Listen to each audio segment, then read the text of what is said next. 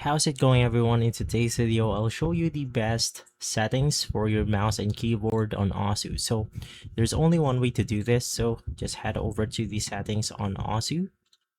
In here, we have to navigate through the input option and just go ahead and look for the device mouse option.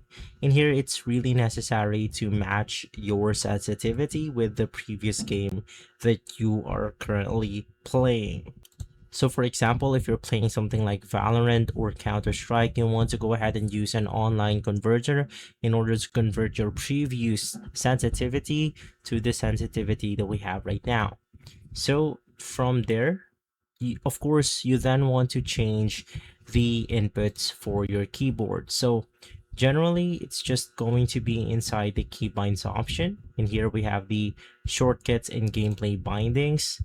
And I suggest using something like Z as the key for your keyboard, so it will be a lot easier for you to press.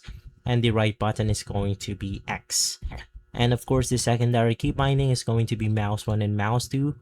And now if we go ahead and play with some of the levels right here, the only thing that we need to press is the Z button on our keyboard, which makes things a lot easier while applying the previous sensitivity on our previous game.